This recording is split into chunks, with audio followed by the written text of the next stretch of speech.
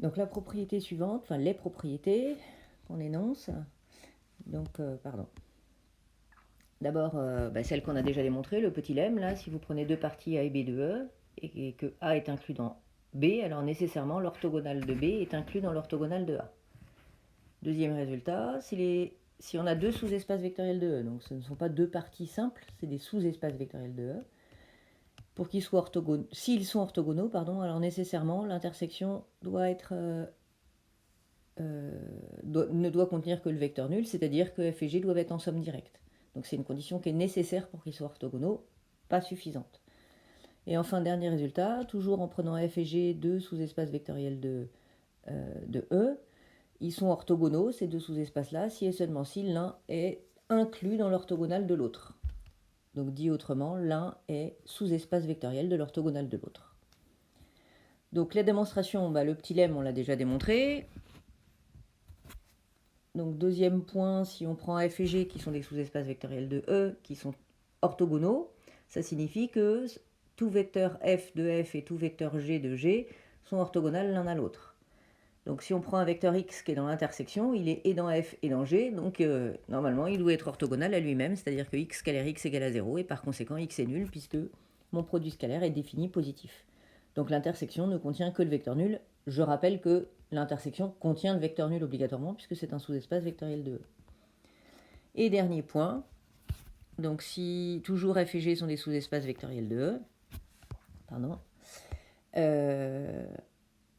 ils sont orthogonaux si et seulement si donc tout élément de f et tout élément de g sont orthogonaux. Donc tout élément de g est orthogonal à tout élément de f, donc tout élément de g est dans l'orthogonale de f, ce qui signifie que g est inclus dans l'orthogonale de f, et comme g et l'orthogonale de f sont des sous-espaces vectoriels de E, dire que g est inclus dans l'orthogonale de f, cela signifie exactement que g est un sous-espace vectoriel de f. Démo suivante.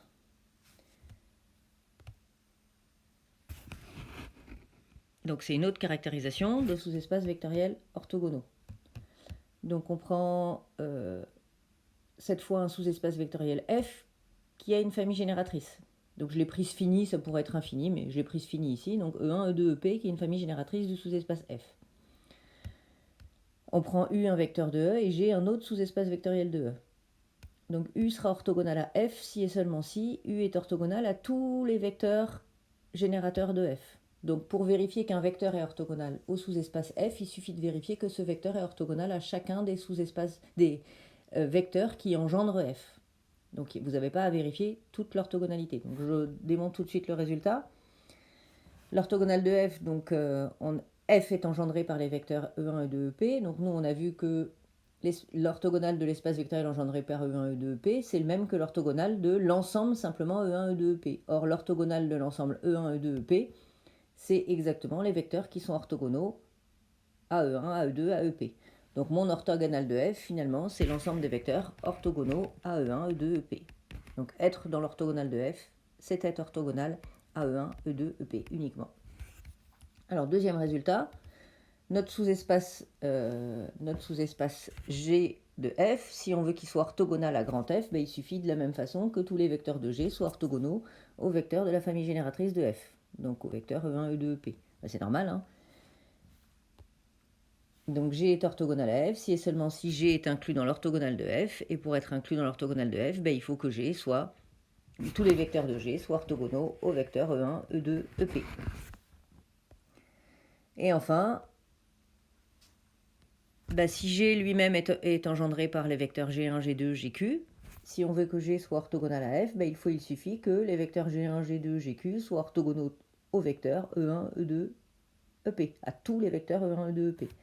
Donc pour le démontrer, G est orthogonal à f si et seulement si tous les éléments de G sont orthogonaux au EI, donc en particulier les GK sont orthogonaux à tous les EI. La réciproque, si je suppose que tous les GK sont orthogonaux à tous les EI, en prenant G un élément de G, mon vecteur G, je l'écris comme combinaison linéaire des GK, et du coup, le produit scalaire de G avec un EI quelconque va me donner le produit scalaire de la somme des alpha k gk avec EI. Vous utilisez la linéarité du produit scalaire par rapport à la première variable. Et puis chacun des gk est orthogonal à EI, donc ça donne 0 pour tout. Donc là, vous avez, on pourrait l'écrire comme ça. Tac.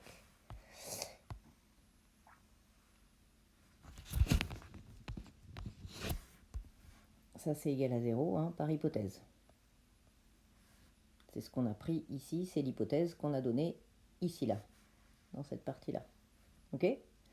Donc du coup, c'est gagné. Pour que les vecteurs de l'ensemble G soit orthogonal, ou le sous-espace G soit orthogonal au sous-espace F, il suffit que tous les vecteurs de la famille génératrice de G soient orthogonaux à tous les vecteurs de la famille génératrice de F.